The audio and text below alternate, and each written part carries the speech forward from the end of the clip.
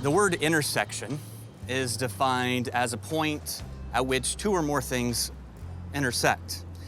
And from up here, you can look out over a city and you can see the different streets and how they come together. And really, a city is just, one intersection after another, different people going different places with different purposes, different directions. And I would say that that's a pretty helpful metaphor for life. Like, your life and my life are a series of intersections. And at each intersection, decisions get made. At each intersection, there's an opportunity to go a different direction. So think about some of the intersections in your life. My guess is that some of them you saw coming, right? Like, you recognize that it is significant when you get your driver's license, when you graduate from high school, when you go to college, when you get married, when you start a new job, when you have a child. I mean, those are all big intersections, and you see them coming, and you know things are gonna probably change. And sometimes we have these life intersections that catch us off guard, kind of sneak up on you. Maybe you lose a job or a marriage falls apart. Maybe you're going along and everything seems to be pretty smooth, and then, suddenly you come to this place and there's an unexpected health diagnosis. And things won't be the same.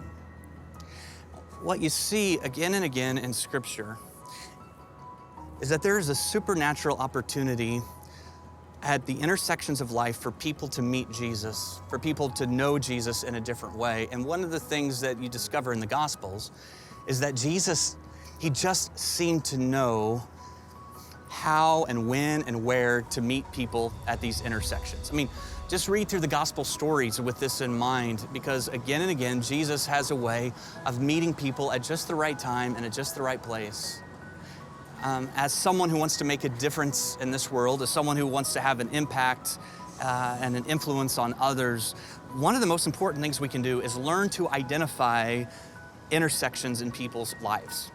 Some of them are pretty predictable, others of them might come to them unexpectedly, but if you can identify their intersections, and then if God can use you to say the right word to the right person at the right time, it can have a significant impact.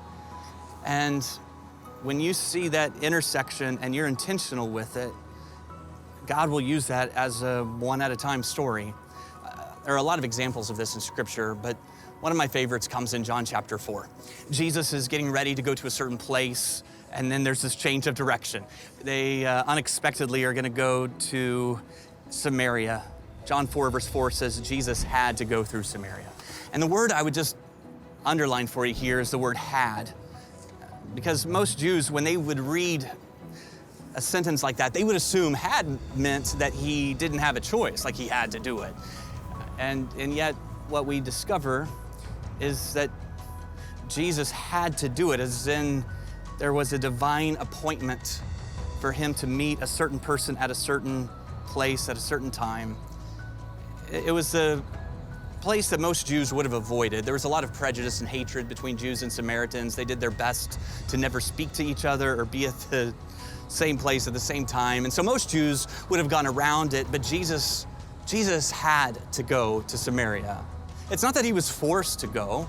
It was on his calendar, and he just wasn't gonna miss that appointment. Jesus had to go. And it turns out that in Samaria, there was a well, and at this well, there was a specific woman, and this ends up being a intersection that would forever change her life. But I just want to be clear that it wasn't an accident. Like, Jesus went out of his way. He was intentional at arranging his life and his calendar so that the road he was on and the road she was on would intersect. And I love it. I love it when God does this.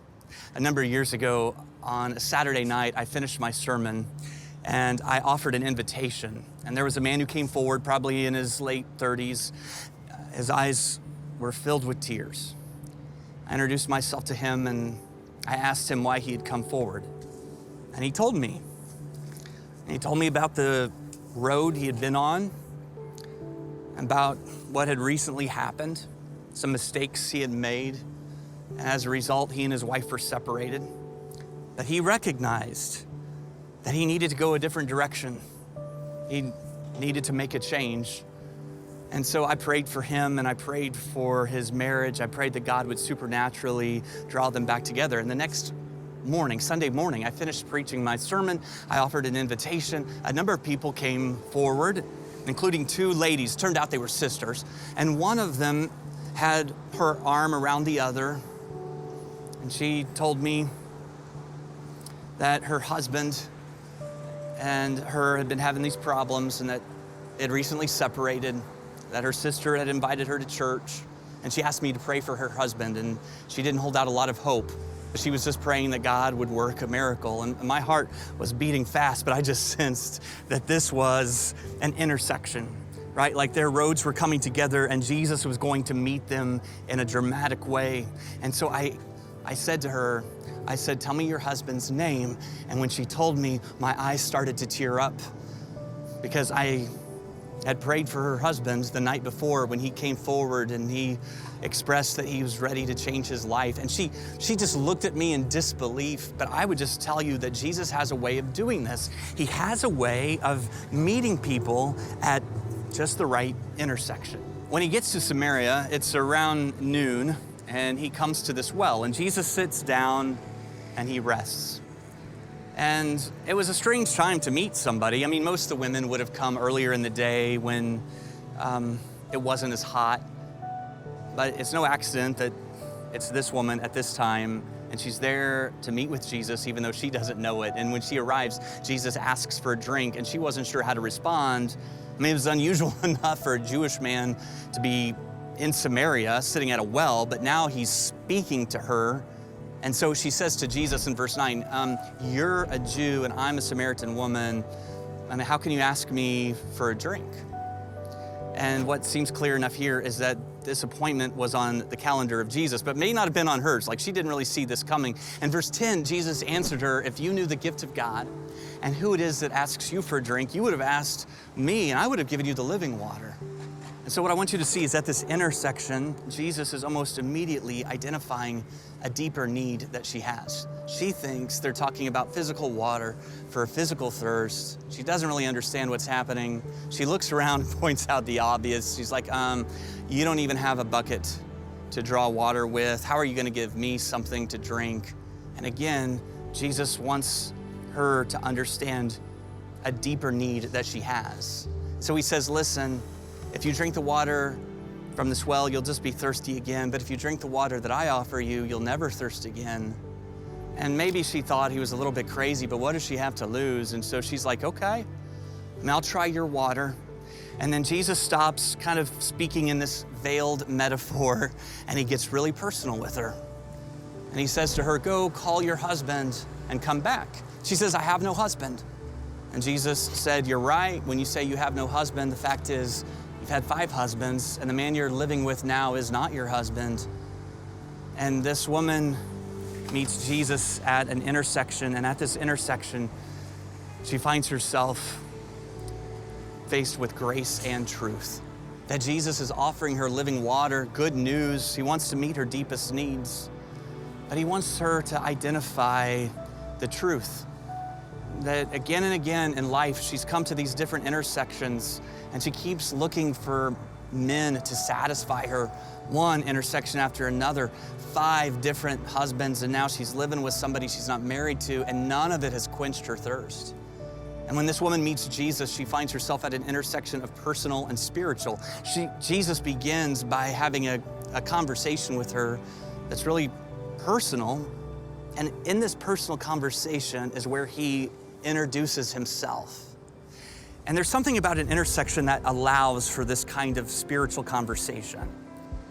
When God gives you eyes to see someone at a specific intersection, there's almost always an opportunity to talk to them a little bit about Jesus. And so Jesus identifies himself in John 4, verse 26. He says to the woman, I, the one speaking to you, I am the Messiah.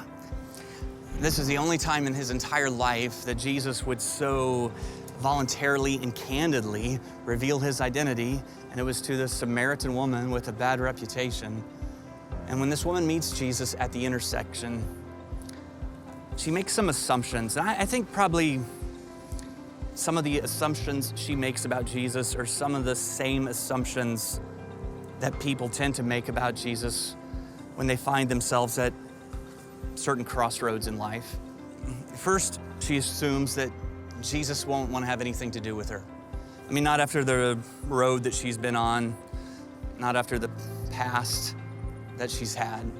And then she makes an assumption that Jesus is more interested in religion than he is in her own life. And the third assumption she makes is that Jesus is making an offer that's too good to be true, that I might as well stay on this path. There can't be anything better. But when she meets Jesus, ultimately she finds herself at this intersection where she discovers hope and she discovers healing. Because she comes to Jesus discouraged and desperate and spiritually thirsty, but she's introduced to the living water. And so listen, one at a time stories will often happen at life's intersections. There are people in your life right now that are at a crossroads. Something's happened to them. Maybe it was predictable. Maybe they saw it coming. Maybe it was unexpected, but they're at an intersection. And if you will pay attention, if you will look around and pray, you may find that at these intersections, Jesus wants to use you to say just the right thing to just the right person at just the right time so that they can be introduced to him and discover living water that will forever quench their thirst.